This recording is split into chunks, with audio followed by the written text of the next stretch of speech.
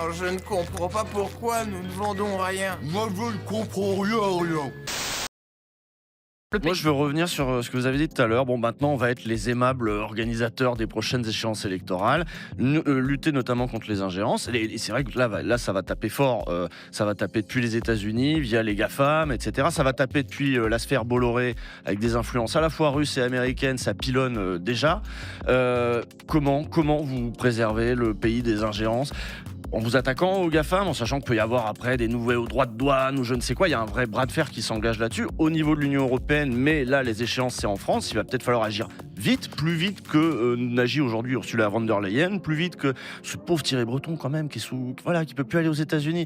Qu'est-ce qu'on peut faire là tout de suite ? Mais sur X, on garde continue de s'intoxiquer sur X. Qu'est-ce qu'on fait ? On soutient des émissions comme la vôtre. On soutient des médias. On n'a pas on soutient. Parce que... on n'a pas l'argent du gouvernement. Hein. Merci patron, ce que vous faites ici bas. Un jour, Dieu vous le rendra. Il est utile que dans un pays, des émissions comme la vôtre puissent exister. Il est utile qu'on continue d'avoir des financements, des aides à la presse. On est un des très rares pays qui donne 1 milliard d'euros d'aide à la presse. Quand on pense à tout l'argent qu'au fin de mois on vous prend, nous avons tous un peu honte d'être aussi près de nos comptes. Ah oui, tout le monde à la maison vous adore avec passion. Vous êtes notre bon ange et nous chantons vos louanges. Est-ce qu'on pourrait pas nationaliser CNews ? Ouais. Mais Madame la ministre du budget. Vous y étiez encore une semaine. Est-ce qu'on peut interdire CNews, oui ou non ? Quand l'ARCOM considérera qu'ils sont hors du champ informationnel, oui. Déjà, on est interdit les réseaux sociaux aux moins de 15 ans. Donc ça, c'est quand même... C'est quoi le rapport ? Il n'y a pas de rapport. C'est aussi de considérer que nos enfants... Non, il n'y a pas de rapport. Quand on a moins de 15 ans, on ne sait pas vraiment détecter ce qui est de l'influence, de l'ingérence. Merci beaucoup, Amélie. De Montchalin. D'être venu sur le plateau de Maxime, je vous laisse quitter le plateau. Il est plus petit que le jardin de ma tante.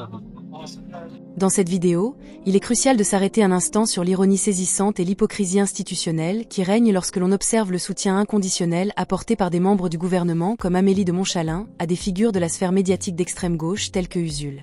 Lorsqu'on entend la ministre justifier des subventions publiques pour des émissions comme Backseat au prétexte qu'il faut lutter contre les GAFAM, on ne peut s'empêcher de mesurer l'étendue de la désillusion.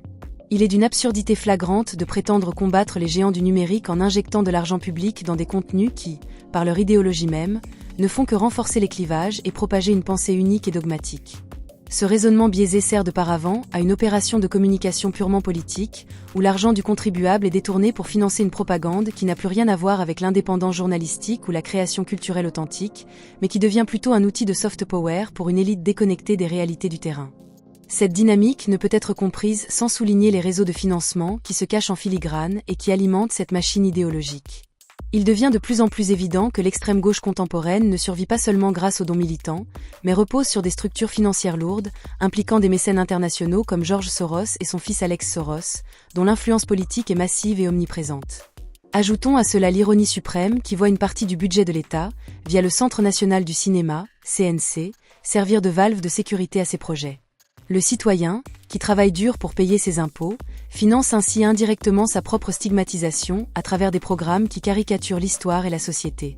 Ce mélange des genres, entre philanthropie mondiale et fonds publics français, crée une bulle où certaines idées sont artificiellement maintenues en vie non pas par leur pertinence ou leur popularité réelle, mais par un flux de capitaux détournés de leur usage initial. Finalement, le résultat de cette politique de financement est un mépris profond et constant ressenti par une grande partie de la population française, qui se sent dépossédée de son propre récit culturel. En soutenant des productions qui relaient une vision bolchevique et déracinée de la France, les pouvoirs publics participent à une entreprise de déconstruction qui vise à minimiser, voire à effacer, l'histoire et les valeurs des populations autochtones de ce pays. C'est une véritable violence symbolique que d'imposer, via des chaînes de télévision publiques ou des subventions étatiques, un discours qui nie la légitimité des Français à se reconnaître dans leur propre pays.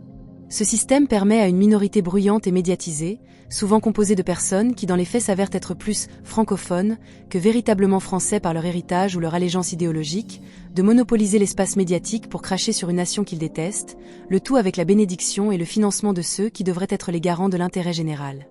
Merci pour votre écoute. J'espère qu'elle vous aura été agréable, et si vous tenez à me le faire savoir, l'espace commentaire est dédié à cela, ainsi qu'à toutes idées que vous auriez envie d'évoquer. Et si vous tenez à soutenir davantage mon travail, pensez à vous abonner à la chaîne, à cliquer sur le pouce sous cette vidéo ainsi qu'à activer la cloche des notifications, mais également à la partager au plus grand nombre autour de vous, afin de lutter activement contre la censure. Car lorsque certaines voix peuvent être réduites au silence sans jugement, lorsque l'exclusion économique devient une sanction politique, alors le débat public cesse d'être libre. Si vous voulez comprendre qui contrôle, regardez qui vous ne pouvez pas critiquer. Et n'oubliez jamais ceci, la liberté des uns s'arrête là où commence celle des autres. Alors emparez-vous de votre liberté à son plein potentiel.